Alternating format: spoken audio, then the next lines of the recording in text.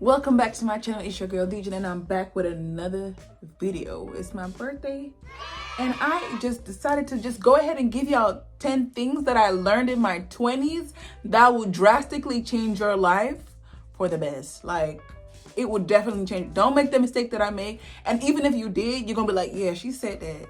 She did. I ain't gotta take her advice right now, but she did say that. Number one, I listen to everybody's advice. Like, I literally listen to everybody's advice. I don't care if you're a crackhead. I don't care if you never had kids before. I don't care if I listen to everybody's advice. I put it in my pocket. I leave the good and leave the bad. Nowadays, like, even if you're dating, and you want to figure out more things about the person, just ask them for advice and you'll figure out, like, what they went through. Like, it will tell you about their past trauma. It will tell you about how they would deal with things in the future. And even children, like, if they're being, like, you know, something's going on in the home, the best way to know, like, you can just ask them, oh, what would you want to do? Like, this and that and the third. And they will literally tell you things that they wish that can easily, like, either happen to them or what they want or something that they would do. You know what I mean? So I say take advice from anybody. Nobody's excluded. It's just gems. Now, if you're mad that I didn't take your advice, like, you can go ahead and kick rocks. Okay, you can go ahead and kick rocks. Because what? Anyways, it's not even about that. But I take advice from anybody, anyone, and it just tells you so much. I remember in my past relationship, which is going to be another story time, like, I remember I was leaving my marriage because of, like, the abuse and everything that was going on. And I'm not saying that I'm a saint. No, because this mouth can talk. But he went there. I guess I pushed him there, right? And she was like, nah, you gotta stay, da, da, da, da. And then you gotta do this, you gotta do that. And I'm like, dang, it just taught me so much about her when she gave me that type of advice. And I'm just like, dang, like, people are really going through stuff. And I'm just like, I just can't. I don't have time to fight. Like, if we're gonna fight, let's fight against the world, not each other. Number two, not everything is transactional. Not every relationship should be transactional.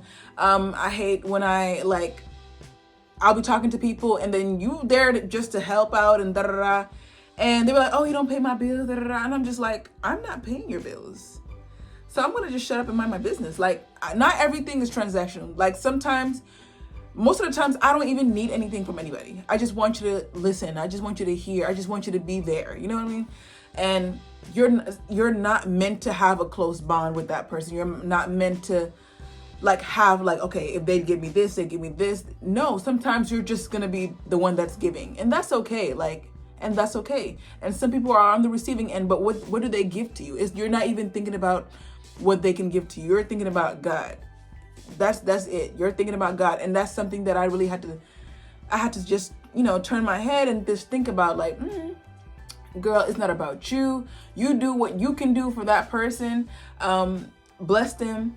No, you don't want to be taken advantage of, but it's not transactional. Like, it's not I do me, I do you type of situation. Like, I don't like those type of situations or friendships where, like, you got to do the exact same thing, or, like, you got to do this, he did this, so you got to do this, or it's just like, no, not everybody. And then the thing is, sometimes you can go out of your way to do what that same friend did, and they will not even appreciate it the same way, because they just won't. Then they wouldn't even know what you went through to get there.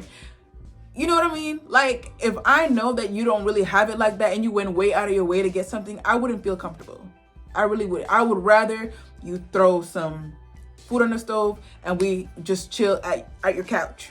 Like, that would be way more beneficial for me. Like, you know what I mean? Like, some people do that. Like, in my 20s, I did that. 3, stay away from people or friends or family that only come and talk to you about certain things, but they don't talk to you. Like, they have, like, a general, like, they have their friends and stuff like that, and they know that you went through some stuff with that situation, and they only come and talk to you about that because they want to see what to do and what not to do. Just stay away from those people, because it's gonna be, like, one-sided. And then at the end of the day, you're gonna overshare to someone who is not even willing to share the other parts of their life. And it's not like, you know what I mean? Like, and then it's just like, it just feels like an investigator relationship. They're always asking questions, and you're giving them answers, but they're not giving you nothing about you. They're not giving you any details or information that would that would even benefit you or make you happy for them or make you understand them. They're just like, oh, okay. So it's just like, are we like in therapy? Like, what? Anyways, no. So I just try to feel like if it works for you, that's fine. For me, I'm just like, I don't even care about people's life like that. But if you only coming to me about this, and you know it's like a kind of like a traumatic situation for me, or it's just like, or you just not even, if I ask you how you doing and you're just like, I'm good, and then now you want me to just go ahead and tell you about my whole entire life, it's just not gonna work. So yeah, just cut them out, because it's gonna be a waste of time. They don't trust you. And that's okay. You can cut them off. You can cut them off with a big knife or with a little scissors, like where you still cordial, you can still say hi, but whatever information they give you, just give it back. Keep the same energy. 4, silence is a virtue. I promise you, I know they say patience is a virtue. Silence is a virtue. If you're quiet, you have a lot of time to listen and observe, but if you're too busy talking, you're not reading the room. I always say being silent and knowing when to talk and how to talk will be your best bet, because you can just walk into a room. For me, like when I'm quiet, I'm just studying. People think I'm intimidating. They think I'm either too good for the job. I just stay quiet. I don't talk too much. I'm not gonna sit here and talk to make you feel comfortable. That's your job. I'm not responsible for your happiness, for your comfort. I am gonna just say as much as I like. Say less, okay? Say less. Walk. If you're doing a job interview, you answer questions. When you're done, you ask questions back. All that. Don't talk too much, especially in the beginning, because you don't want to give them a scenario. Hold on, my music. Yeah, you don't want to give them too much at once, and it's just like you're just like now an open book, and then they're like, oh yeah. Then not only are you an open book, they will start finishing your sentences. They'll finish your chapter. Like they automatically know you. Keep it a mystery, not only with like everybody, but just don't. That's just something that I had to do. I'm such an open book.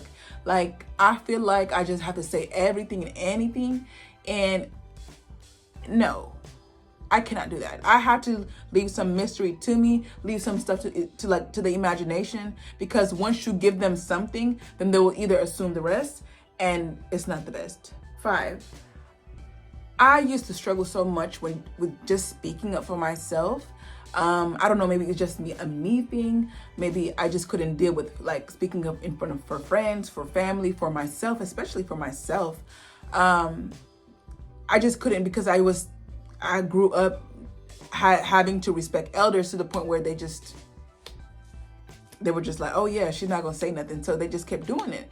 So I know I'm not even in the grace period of, now that I'm in my 30s, I'm not even in the grace period of confronting you and telling you this is what you did wrong. I'm just leaving gracefully, like gracefully. I'm leaving. It's my hand. I'm just leaving gracefully. Like I'm not gonna even sit here and write a long paragraph and tell you how you made me feel. None of that. At this point, I feel like it's common sense. You should be able to learn like accountability. You should be able to sit yourself down and think about what you did wrong and how you affect people, and apologize without even, you know what I'm saying? You should just know. 6, stop stop being so humble that you discredit yourself. Stop that. That's me. That was me. Like I have so many achievements in life, and I used to feel bad for certain people. I used to feel bad for them, that the people around me or the people in my community would like just say things that put them down. So I would put myself down to the point where I discredit everything, the journey, everything that I went through, just for them to come use that, for them to boost up and use that to build themselves up. Not only was that bad for me, but it was very unhealthy for them. So stop that humble stuff got to go. That humble stuff, confident. You gotta be confident and stand on business.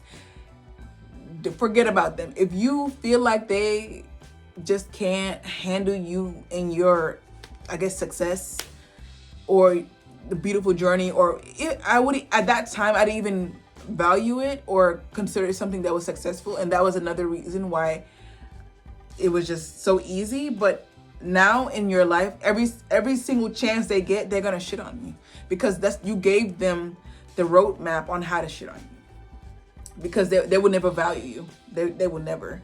That's just the simple fact, because you already don't value. You showed them that you don't value yourself or your journey. So 7, this is so dear to my heart. Love your body. Oh my God. Love your body. Get out of your head. Get out of social media.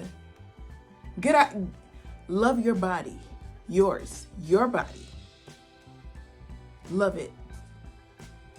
It's okay if you grew up around, if you're like me, you grew up around aunties that said you had a bad body, bad shape. Oh my God, like this and this. I was always too big. I never appreciated my body. I would look back at photos and be like, oh my God, I wish I can be like that right now. And don't say, okay, I'm gonna go get surgery and lay on the table and then I'm gonna maintain it. How can you maintain something that you never built? How? How can you maintain a body you never built? Love your body enough to know when is enough. This is so funny. Love your body enough not to eat the whole fucking cookie jar. Love your body enough to be disciplined. Love yourself and your body enough to know that enough is enough, to give yourself the best thing. Because I swear to you, being in your 20s, you're like, oh my God, I'm now like, you're eating junk food now, and now you're out the house and you're like, I'm free. Freedom is the fakest conception in life. That freedom thing is really what gets us like out the loop, because once you have that mindset that you can do whatever, then you just lose all control. You can't do whatever. You can't. You just can't. You gotta be disciplined. The most successful people are disciplined. Are we at 8?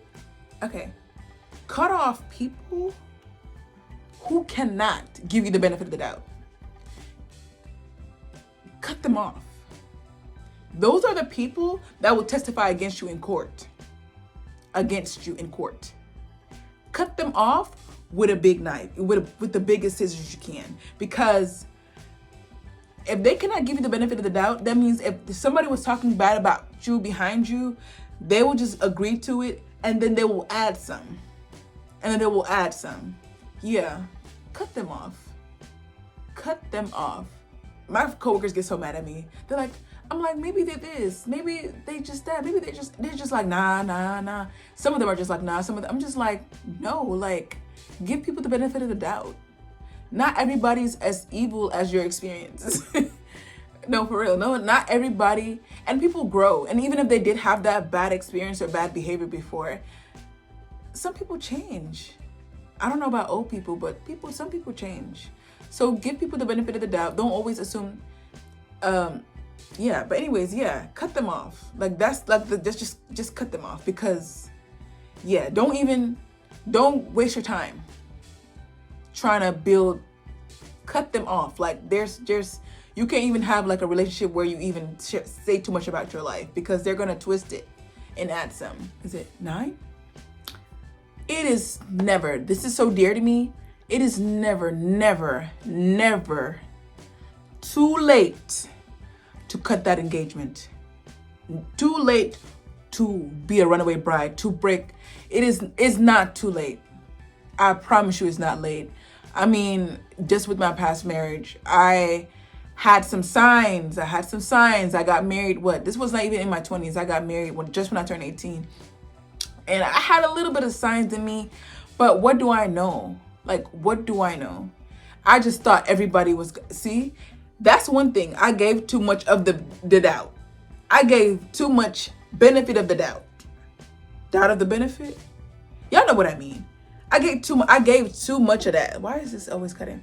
I gave too much of that, and When it comes to marriage, when it comes to life, when it comes to choosing a father for your child, you have to be the most selfish, the most analytical, the most, because guess what? When thing hits the fan, when shit hits the fan, they will always blame the woman. Oh, you should have picked better. They'll cheat on you. Oh, you should have picked better. They'll whoop you, spank you. Oh, you should have. I have problems. Don't. They'll do these things and they will still like blame you. Like, I swear to God. So when it comes to like choosing a partner, don't give the benefit of the doubt. Just watch. Just watch and listen. Just watch. And when they ask you what you're looking for, don't describe anything that you're looking for. Just kindly say that you are a growing person. You know what you want for yourself. You know how you want to feel. But when you see the man that will fulfill that, you will let them know. I'll let you know when I see it.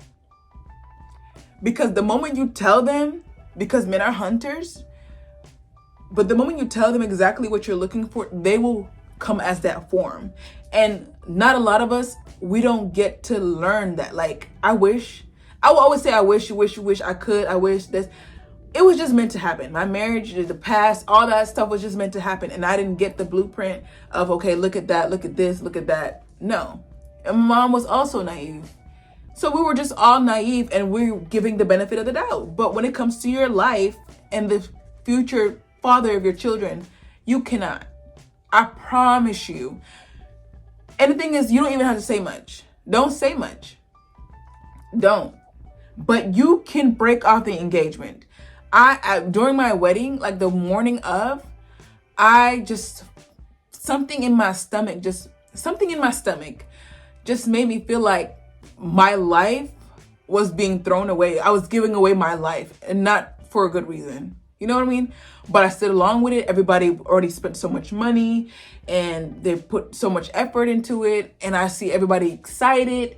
And this is one of my people pleasing ways that I'm going to just add into here as a bonus for this one, for number 9, because I am just such a people pleaser and I just want people to be happy that I just didn't want to disappoint anybody. I didn't want to disappoint anybody. And yeah, but it's never too late to walk away. It is never too late to walk away. Break off the engagement, break whatever it is. You don't want to have to pay for anything with your life. You don't. Trust me when I tell you this. I done seen some things. I done went through some things. I done got a t-shirt. So if I tell you I know, I know. Number 10. Never never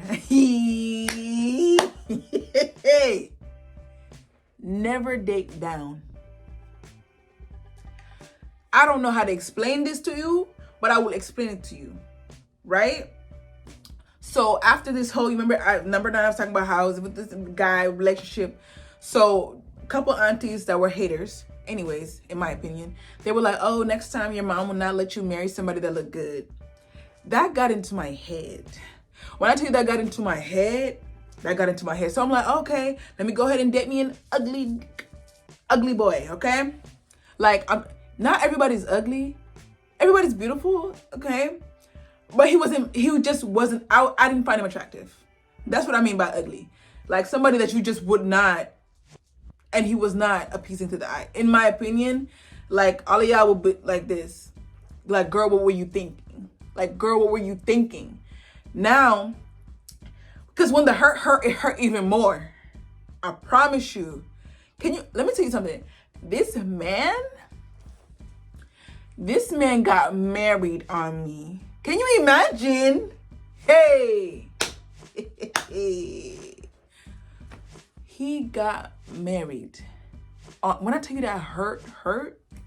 And then he was still trying to, because he said that he got the girl pregnant and now he got to marry her. He didn't want her to be like a baby mama, but he's in love with me. Like all this BS. Like, you know what I mean? But the nigga was not, he was not giving. When I tell you, like, you know how you trying to bring up a guy to your friend? I know I have a different taste of men than my friends, period. We already know that. But this one in particular, I was embarrassed. Like, who's the guy you're talking to? Girl, when I tell you, I was like, the lighting is, I was making so many excuses to show this picture. This is makeup. But yeah, I need to wash it. I didn't. But anyways, I was making so many excuses. I was making so much excuses. That's how you know I just was trying to occupy time. And I thought that the uglier the person was, the better they would treat me. I was like, I'm going to be his trophy. Like, no. Because what they will do is use you as a resume. I promise. Because there's this guy at my job. He's whatever. I don't want to say too much. God forgive me. But I'm just telling you. He was trying to talk to me, right? And he kept pulling up different. He's not appealing to me. Okay, let me just say that. But he kept pulling up different girls, like baddies, trying to show me them to kind of like convince me that he got something going on more than what's like going on over here or here. You know what I mean? No, he don't. He don't. But anyways, they will use you as a resume. They will use you like it's all a game. It's all a game. I know it's very hard for us women. We have to choose better. Even if the man do this, that is always our fault. But when I tell you that hurt, I am like, even in the relationship that I was in, it was like bad, terrible. Understanding, you know, this, you lost your virginity to your husband, all this, that hurt was hurting. But the hurt that I received from the man that was not really, like, I had to give a chance, that I had to stomach, I didn't want to FaceTime, I didn't want to Skype. That hurt. Because I couldn't be mad at nobody but myself. Now, the fact that I'm more upset with me, in this situation, was more detrimental to my health than anything. So I'm telling y'all, don't date down. Just because the man is not up to your liking, he's not going to treat you any better. Because once, you know, he's not. So please, don't settle. I got too excited. And kicked the camera. But yeah, that's all I got for today. And yeah, I'm about to go on my birthday dinner. But stay tuned. I think I'm gonna vlog. I don't know, but we'll see. We'll figure it out. But just comment down below which one you resonate with. And then if you have something to add, please add.